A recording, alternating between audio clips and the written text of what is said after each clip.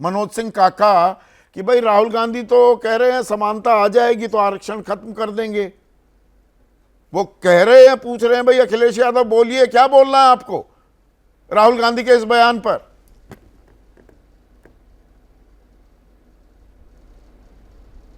देखिए संदीप जी, एक शेर है कि इलाही आबरू रखना बड़ा नाजुक जमाना है और दिलों में बुग़्ज़ रखते हैं बजाहिर दोस्ताना है।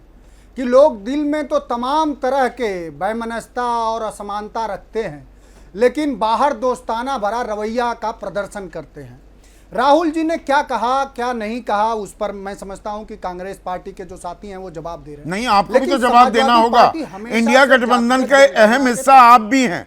राहुल गांधी का ये कहना सबको समान हक मिल जाएगा तो आरक्षण की जरूरत नहीं, ठीक बयान है क्या?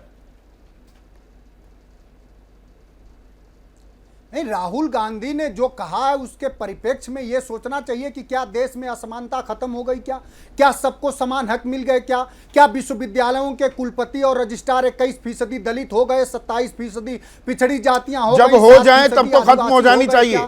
मैं यहाँ पर देखिए, मेरा काम सवाल पूछना होता है मनोज सिंह काका, पर मैं पोजीशन क्लियर कर दूं, अगर सबको समान हक मिल रहा है फिर आरक्षण की जरूरत क्या?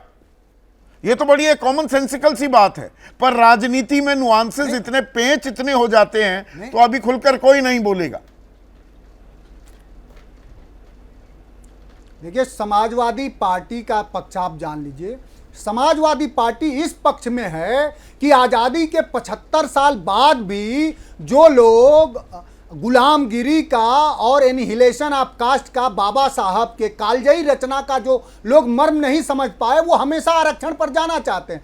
क्योंकि वो जो शीर्ष संस्थानों में, विश्वविद्यालयों में, सचिवालयों में जिनकी संख्या मात्र 10% है और उनकी हिस्सेदारी 90% है, वो उसको बचाए और बनाए रखना चाहते हैं और वो भारतीय जनता पार्टी करती है। कौन नहीं जानता कि इस देश में जब पीवी नरसिम्हा राव की सरकार थी 99 से पहले, तो ये हुआ कि नहीं अब जातिगत जनगणना 2001 में होगी, और जैसे 99 के बाद भारतीय जनता पार्टी की सरकार बनती है, पीवी अटल बिहारी वाजपेयी ने पहला ऐसा काम किया कि नहीं, हाँ, कि अब जातिगत जनगणना इस देश में नहीं होगी और उस पर तो जनसत्ता में प्रभाव सामाजिक आर्थिक जनगणना कराई, वो कौन से आंकड़े सार्वजनिक कर दिए थे?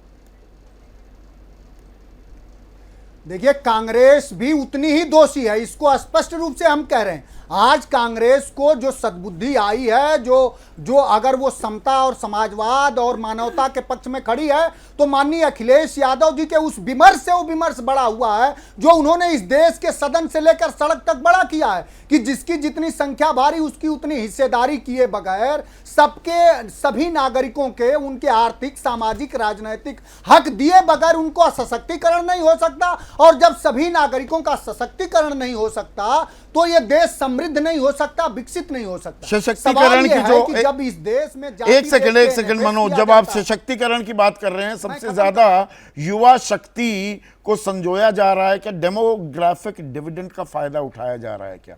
जैसे ही घड़ी का काटा दोपहर 2:30 पे आए, बबीता जी का दिल सास बहू साजिश के लिए मचल जाए।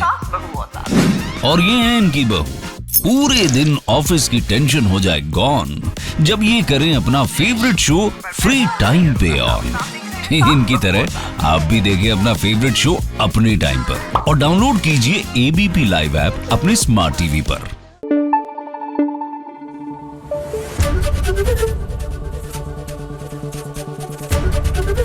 एबीपी न्यूज आपको रखे आगे।